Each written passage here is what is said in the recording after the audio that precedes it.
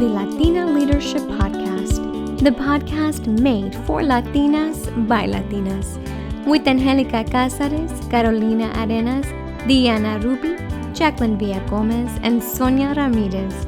Get comfortable, amiga, and enjoy the conversations. Hola, and welcome to another episode of the Latina Leadership Series.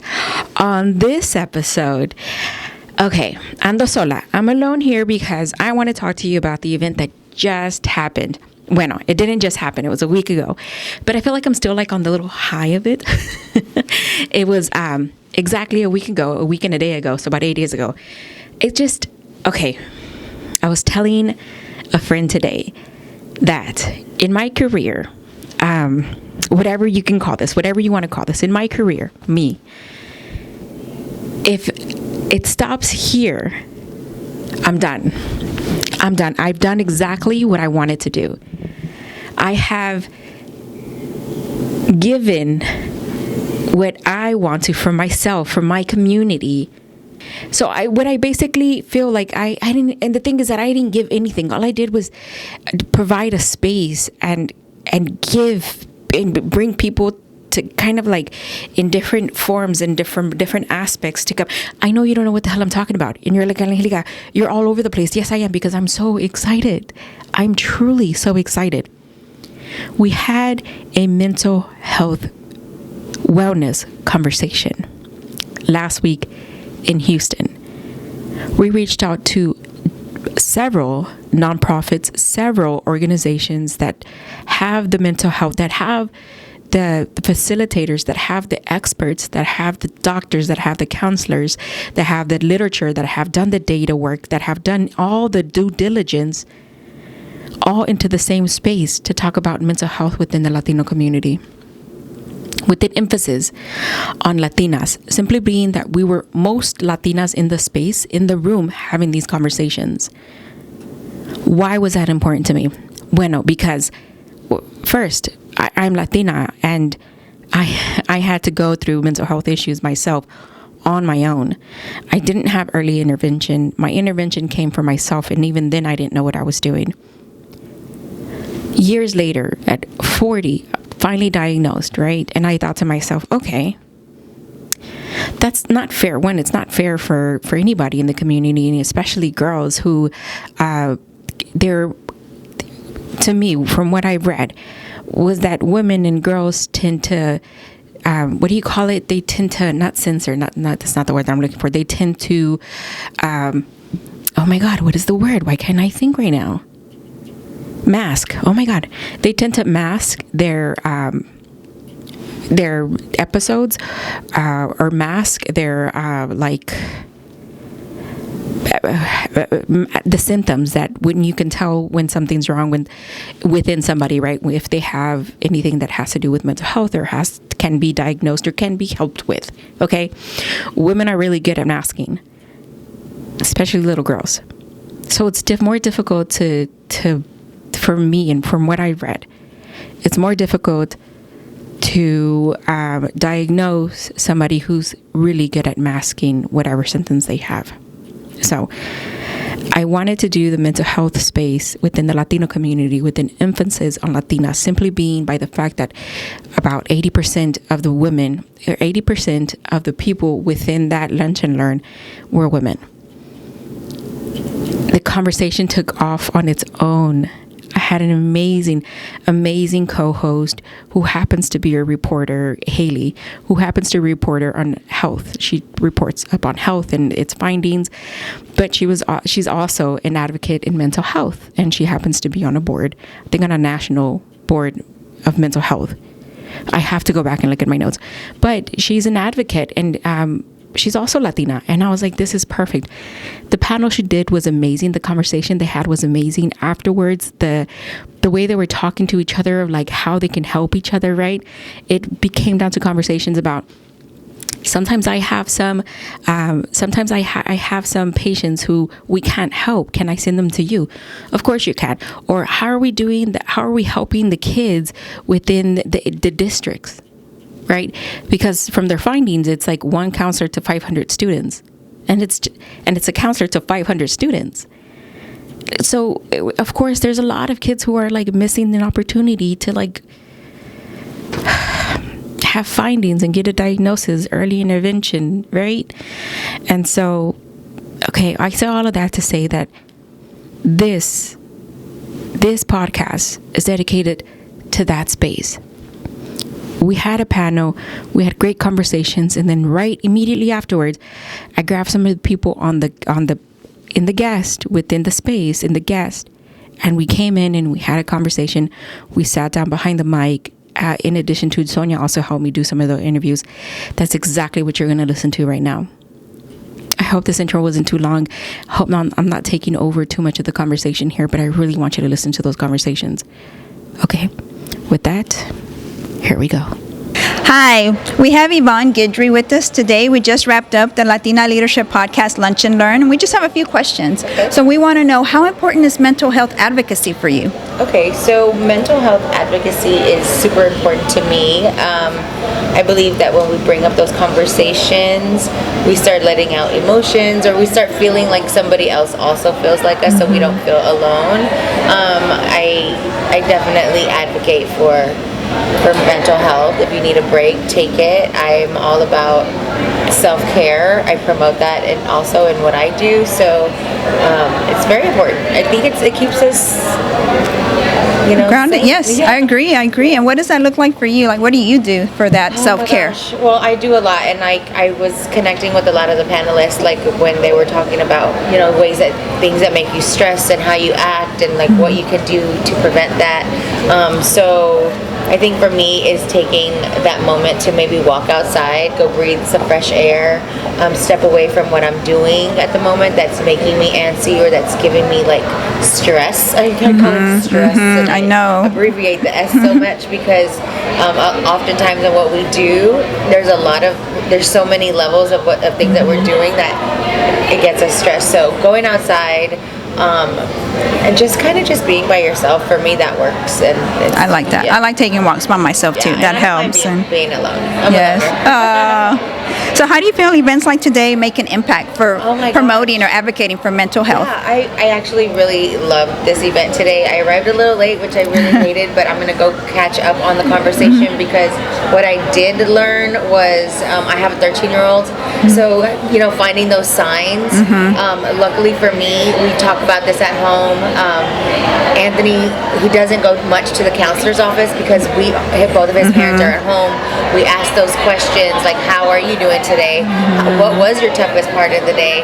And having those conversations are very important. I know that I didn't have those growing up. My mom, I'm first generation, so we didn't have those conversations. So it's important for me to change that in our life, in my little son's life. So I learned a lot, and I want to be a part of more of these conversations and help out as much as I can. Yes, I think it was a great panel, especially to make us feel like it's okay. It's okay to cry. It's okay to not be okay. So I think it was a wonderful, event and a wonderful way to learn new techniques, like to help our own children and help the next generation. Yeah, because there's a lot of generational trauma. Yes.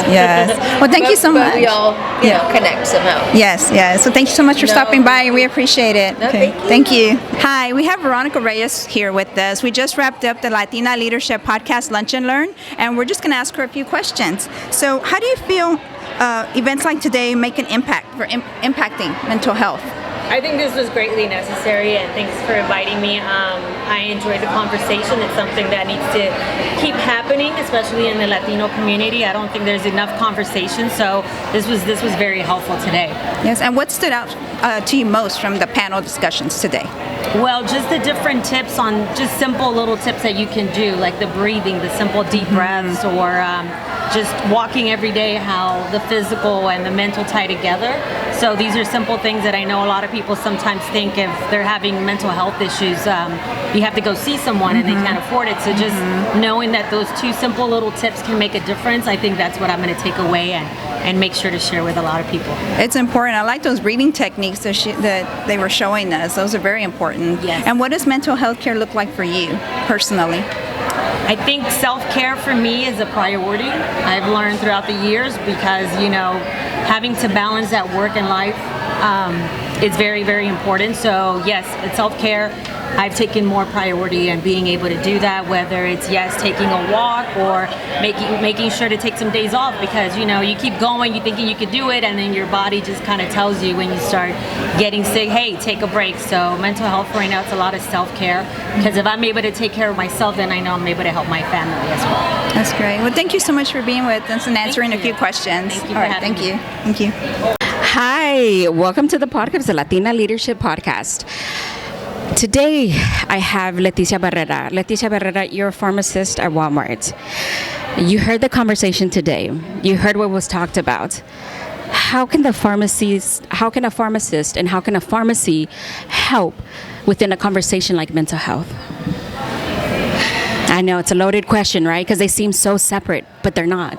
They are, but they're not, because we're used to dealing with like drug therapy and so forth on it. Yeah. But like coming in and like listening to everything today, it was just like, it was so eye-opening, because I have people that come in and it just goes beyond the medication, but basically research like who can I talk to and so forth on there. And it's always been one of those like what opportunities, where can we basically refer to on there. And so having something like NAMI and others are just like, here there's opportunities, there's people to go where it's just I can help you, basically it's like, let me help you, just all like well-rounded on there. So it's just amazing that there's so many resources available, because it's like for pharmacy, it's people come in, it's like it's one of the really easy to get to, readily accessible health professional. No appointments. Just come on up and so forth. And so it's just like at this point, be able to like find other resources like here, it's just like we can refer you to this, connect them, this, and the connection. It's so important. It is important. So I love my pharmacist. My pharmacist here in the East End. I love my pharmacist. I ask him questions like, so what about because one of mine, I have OCD. I was diagnosed with OCD, right? One of mine is sometimes medical. So it's like my blood pressure, it's my heart rate, it's I carry around like I don't have diabetes, but I carry it on a monitor. I asked him about, how sometimes Western medicine isn't always a thing that people believe in, especially the Hispanic community. And he's like, I had to read books to be able to help my Hispanic community. I had to tell them, medication is the best, but sometimes the influence, they can ask him questions. If I drink this tea, will it help? He's already read those books. And he's like, well, you know what I read is that this actually, like outside of medication, along with medication, what actually can help is this too, in addition to that. Right. But the fact that I can ask my pharmacist that, and he's always very cognizant of, wary of like, make the appointment with your doctor. I think that the doctor's better suited to answer that question. But simple questions that I don't have to make a doctor's appointment. And I appreciate that. He knows my medication. He knows what's going to affect what. Right. He knows what's going to interact with what. And now that I'm taking new medication, do I have to switch it? What would be better? And he's like, well, if this and this, you can take this and this over-the-counter medicine, and that would actually help you, right? Of course, like with fevers and headaches and all that sort of stuff. But so I guess I'm like, now I'm telling my story here. But as a pharmacist yourself, what would you want the community to know? That how comfortable are pharmacists to answer questions? That is what we are here for. That's what you're there for. That is what we are here for. It's basically, it's not just let me put pills in a bottle. It is anything on there is like, we want to be a go-to, a resource on there. And so it's basically there's no dumb questions. There's nothing. It's basically, we're here. We're listeners. That is, however it is, whether it's just, as simple as, can I take, this with that, or is like, or I saw this on TikTok, and is this safe for me? Because it's like, but we're resources, like, and so come ask us questions, because a lot of times on there, if it's something that, I can't answer on there, and we need to refer out, so be it. But it's just, just having that resource there. So it's like, it's like, come on, come ask. Like I was like, it's just having that peace of mind. It's like, we're there. You're there. You're there. I appreciate that so much. So to end this off, is there anything you'd like to tell the audience about Walmart's pharmacy or Walmart in general? So Walmart basically, it's amazing. I've been with the company for 19 years. Nice. Yes, and I was like, and we have the location of that is a very like predominantly Hispanic area there. Yeah. So I was like, my customers are like, I have grown up with them, and I was like, and so it's one of those, it's more, but it's evolving, it's expanding. I was like, Yeah. so we're just and it's getting really cool. So it's not just the pharmacy itself, but we're doing points of care testing. Come see us, help us, we can check your blood sugar, your A1C, their cholesterol and so forth. It's not just pharmacy, it's the bigger clinical picture. Yeah. We can make it a one-stop shop. Of course, with the integration that we do understand that we work, I'm a pharmacist now, that the pharmacy does work closely with your doctor also to be able to give you the news that you need. Yeah, it's absolutely, because it's just like we're heavily involved with the physician and so forth, but it's like, it's like, it's just like definitely, it's one of those just like, definitely give Walmart a shot on there. It's one of those like I've been so thrilled being with the company. Yeah. It's like I said, I can't imagine being anywhere else, and it's just it's so nice to just be able to just help the community out and do a job that I really love that helps to serve others. Oh my God, thank you so much for coming on here and having a conversation with me. Gracias. All right, gracias. Hi, and I have my next guest, Bianca Gaitan. Bianca Gaitan, you just heard the conversation. I did.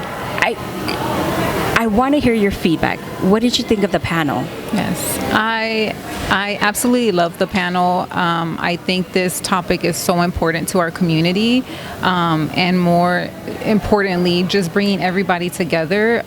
It just really resonates how much the Hispanic community can come together and talk about something that's so important. So I really appreciated being here, but more importantly, I just resonated so much with your story. Yeah. So yes. We did have a small conversation about what the panic attacks. Not knowing that we're not just dying, that there's actual physical symptoms that are making us aware of like our thoughts. But listening to the panel have the conversation, do you feel like you're more do you feel like you're maybe a little bit more prepared? Do you feel like you can reach out a little bit more? Did they provide resources for you? Yes. So they did. And it also helped me a lot to recognize how much our adolescents are really, so I don't know if there's a time and place, but I'm actually absolutely. I'm practicing to become a licensed professional counselor. And so much of what I have learned is that our adolescent population is really struggling right now. And so just learning some of the tips that even Dr. Olvera mentioned when talking about trauma and like even dealing with just crisis situations maybe, but just how important it is to involve the schools with resources to provide these opportunities for our adolescents, right? So I feel like I'm equipped with more knowledge in how to overcome those obstacles. Yeah. Nice. You're going to become a therapist? Is that what you said? Correct. Yes. Oh my God. More Latinas in the space. That's exactly what we need. Yes. We need that so much. Yes. Okay. Is there anything that I missed that you would like to share to the audience, to the people, to other Latinas? Yeah. So one thing, me and my colleagues here too, so I'm sure she'll discuss this too, but really how important it is, like obviously we want to take care of the Latino population because this is something that is stigmatized still. But I think that even men too, like they struggle a lot. And so I think like when you told your story, one thing that stuck out to me was really how important it is for people to, for example, when you've gone through something like a panic attack or anxiety or depression, sometimes the family doesn't understand that. So having those support groups like the NAMI support groups or families is so important because sometimes the family is disconnected from it, and It's not. It's depression is a family affair. So just because the person struggles, like the one who is struggling, everybody struggles. So like my father has gone through depression. I struggled with it because I had to be the support system for my mother and father. But then my mother suffered from it too because she didn't recognize what happened to my dad. Like why his personality changed, why he stopped doing the things that he did. So I think that's important to recognize. Nice. Bianca, thank you so much for your feedback. I appreciate you. No. Thank you so much for having me. This is amazing. Great. Nice. Thank you so much. Thank you, Bianca. Thank you. What are you thinking of those conversations so far? When I tell you that conversation and that panel on that Lunch and Learn was amazing. So this podcast is obviously amazing. What I would like to do right now is give a big thank you to my sponsor of the podcast, Walmart. Thank you for sponsoring this podcast. Thank you for giving me the opportunity to talk on topics and subjects just like this. Enjoy the rest of the conversation. Hi, everybody. We have Amanda Dietz here with us, and we just wrapped up the Latina Leadership Podcast Lunch and Learn. So we want to ask you, what did you think about today's event? What stood out to you most from the panel today and the discussions? That's a great question. It was such an awesome event, and I loved seeing so many Latina leaders up there on the panel. The thing that stood out to me the most is when they talked about the importance of being vulnerable. Yes. In our culture, vulnerable can be seen as a weakness, right? So we're afraid to talk about our feelings. And when we close up and hold those up, that's when the anxiety, the depression, the mental health issues start to arise. So for me, I was like, when am I most vulnerable? When I'm insecure, and we need to talk about those insecurities so that we could become stronger in our mental health. And they touched about that on the panel. It's like everything they said, and they said, who raised your hand if you've been told not to cry or, or not to show emotion? Why do you think it's such a taboo in our community? I guess because, I'm a first generation Mexican American. So I think my parents, they want so much. They taught us to be accepted, right? Within coming to this country. And so you have to always show strength and not weakness. And if you're emotional, that could be a sign of weakness. So I think that's why it's a taboo or stigma within our culture. And then especially even more Latinas, because we already have stigmas. Oh, they're so fiery. It's like, Us? Yes, I am. However, I also can be vulnerable, and it's okay to have emotions. Yes, I agree. And it's okay to not be okay. I always say that. And I love that one of the panelists said that it's okay to cry. It's okay to show your kids that vulnerability, because you're teaching the next generation how to be and how to accept mental health, I think. Yes, for sure. And what does mental health care look like for you? Oh my gosh. So I will say for me, I'm blessed to be a part of a company. So I do work for Chase. I am very blessed though, because Chase is such a big company and we're so diverse. They have actual counselors for free. And I'm going to tell you, during the pandemic, this is when I started realizing, I have anxiety. It all came up to fruition during this time because we were closed in. And so I would actually have a health professional call me like once a month, and we would just have conversations because I didn't know what was going on. I thought something was wrong. I was like, do I need medication? Am I sick? What's going on? And it was just about having that conversation, about talking about how I was feeling. And I was like, wow, I can't believe my company offers this for free, right? That's wonderful. I wish more resources were offered to all companies, but it's not like that, unfortunately. Well, thank you so much for being on the show today. We appreciate you coming and participating in our podcast today, too. Thank you so much. Okay. Thank you. Hi, we have Selena Garza here with us. We just wrapped up the Latina Leadership Podcast Lunch and Learn. So we just wanted to ask you a few questions. Sure. And what do you think about today's event? And do you feel like it makes an impact in advocating for mental health? Oh, absolutely. I mean, I have never been to an event like this before, but I just think that we were a little bit limited right now in regard to the guests, but I just feel like it's such an important event because not only are we connecting in the community, but we're connecting as culturally with the Latina population here in Houston, and I just really hope that this can get out to the general public. That would be amazing. Yes, and it's like one of the panelists said, not enough attention is given, especially for Latinas in the USA and what we're going through. Absolutely. And it's important to like put that topic out there and not make it seem like a taboo. Absolutely. So I think. And what stood out most to you about today's event, today's panel? What the thing that stood out the most to me was that I was telling another person here. I said, "Wow, like how did you come up with this group of women? I mean, I just feel like these are powerhouses. Like, how did you know how to get a professor?"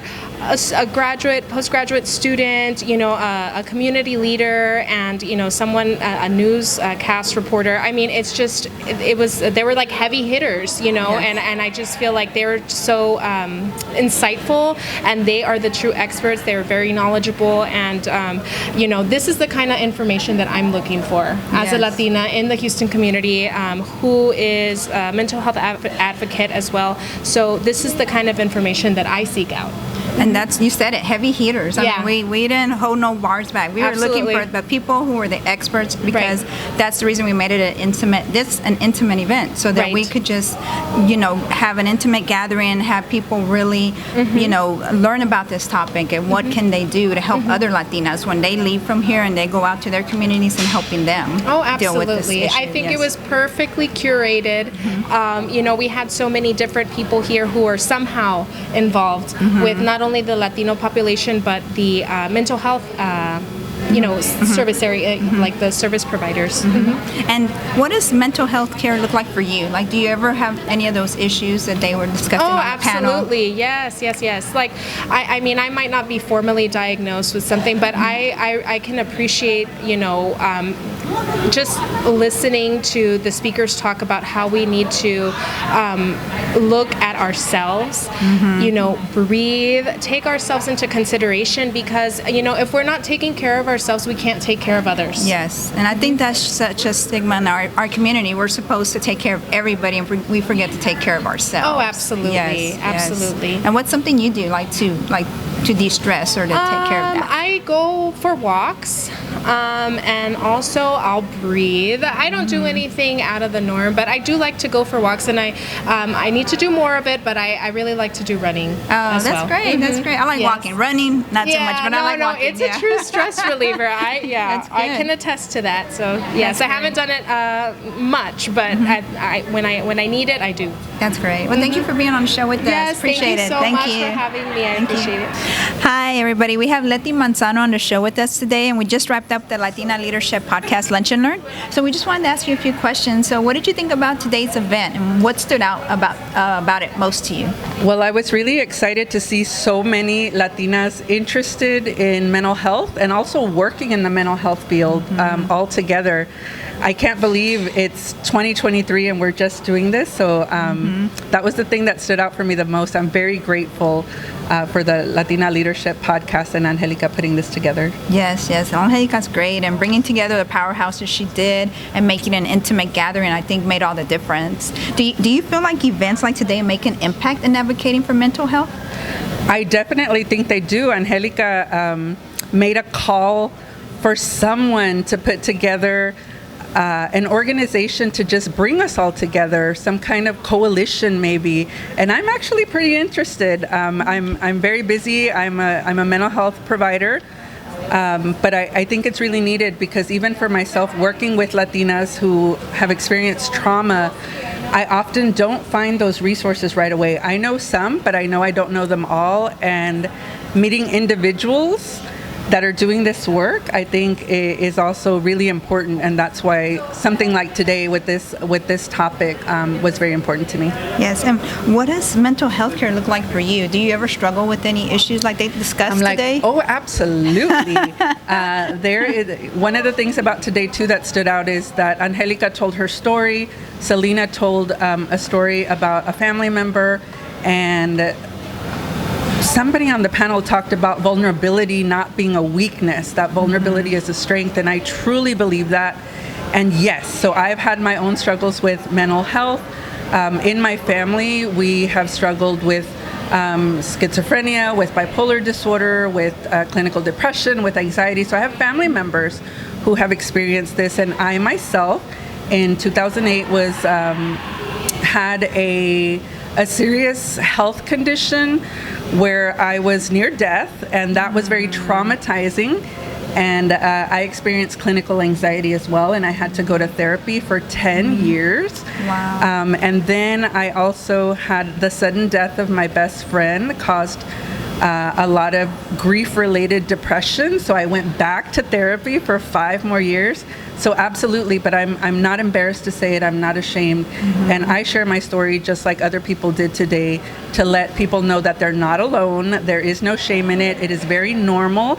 And that there's help available. That's wonderful, and I'm glad that you're sitting here with me and talking. Thank you. It was How so do you nice to feel meet you, today? Sonia. How do you feel today? You know, I feel really good. I think going to therapy is not just for when you're experiencing something difficult. I'm considering going back to therapy just because of the pandemic and burnout at work. You know, having a lot of clients that I see who tell me their stories about trauma every single day and how that impacts my own life. So I feel good. My family's doing great. I cannot complain. But I'm thinking about going to therapy again because I've had such good experiences. So you're a product of the therapy works. That's Absolutely. great. That's great Yes. to see. Thank you Yes. so much for being on the show with us today. I appreciate it. Thank you. Hi, I have Veronica Ruiz with us today. We just wrapped up the Latina Leadership Podcast Lunch and Learn. So we just wanted to ask you a few questions. So what did you think about today's event, and what stood out to you most about the panel and the discussion? I think what I learned about the panel today was that, first of all, I'm so glad that they're actually discussing the mental health issues that are going on with the Latinos right now, because it is a big stigma amongst it. But I think it was like everybody who was talking up in the front that just discussed their experiences, and also the fact of Nami, you know, how she mentioned, you know, the situation she went through. I really loved the way she kind of made me relate to that issue, because I went through something similar, and I was actually an intern in NAMI, and I was able to open up and discuss these issues about the Latinos, that how we're going through this, and it's in general, and I think people need to know more about what's going on with mental health. Yes. Why do you feel it's such a taboo in our community? It's like we can't talk. It's like they were saying, we grew up where you're not supposed to cry. Just, you know, pick yourself up, clean yourself up, and keep going. You're not supposed to talk about it. Why do you think that stigma exists in our Latino community, especially? I think that we grew up with this mentality, and I think this has to come back with like our family's generation, like back way in the old times, where people were just like, you have to be strong, don't cry, you're not weak, and you don't have nothing, tú no estás loca, you know, don't even say that, because then everybody's gonna talk about us, or also what other people are gonna think, you know, about you or the families. So I think I feel like we need to like start educating people about, you know, that it's okay, it's normal to talk about these issues, because anxiety and, you know, depression and suicide and all that is very real, you know. And I went through a crisis that I went through, and I felt like if that person wouldn't have taken me to get that type of help, I don't know if I'll be here today. So I'm big on mental health. So I just wanted to say that today. Yes, that's important. And do you feel like events like today make an impact in getting the advocacy out there and sharing about the importance of mental health care? Yes, definitely. I do believe it. I think that it has to be like what y'all are doing right now today was so great, and I think it needs to be like taken to schools, other like, you know, facilities, put out there, because we need to like break that stigma. Yes, definitely. I think that's important. And what does mental health care look like for you? What do you do to help take care of myself? Take care of yourself. I love music. When I feel like overwhelmed, I love music. Music I helps listen me. to music, Yes, or I'll go to karaoke. I'll sing. Really? I love singing, so I'll do that. Or when I feel very overwhelmed, also I'll go exercise. Exercise has become something very like therapeutic to me. So that's another thing. Or, you know, just going out and taking, you know, a Starbucks. You know? Right? I'm for that. I like my Starbucks. Yeah, yes. coffee. Yes. And I love dancing. Those are good de-stressors. Yes, definitely. Well, thank you so much for being on the show with us. We appreciate it. Thank you. Hi. So what did you think of that conversation? Truly and honestly, I want to hear your thoughts on it. I know we've had a lot of conversations around mental health, what it is, what it isn't, what it looks like, what it might be. Do I have mental health illness issues? Does somebody I know, does somebody I love have mental health issues? Is it just a hot topic for now? Will it fade away? Is it here to stay? Are we truly giving it everything we got as a society, as a community, as our partners, our individuals? Are we giving it everything we have? Now that we know, what do we do with it? How do we help ourselves or help others? I want to continue this conversation. This is not stopping for me. My diagnosis is lifelong, which means I can't stop. I won't stop because it's lifelong for me. Truly, I hope you enjoyed the conversation. I hope you seek advocacy. I hope you seek help. I hope you seek to be understood. I hope you understand others. And let's continue the conversation. With that, I'll see you next time. What did you think of the conversation? If you enjoyed what you heard, let us know in the comments. And please don't forget to like, subscribe, and share with your friends. Thank you for listening to the Latina Leadership Podcast, and we will see you next time.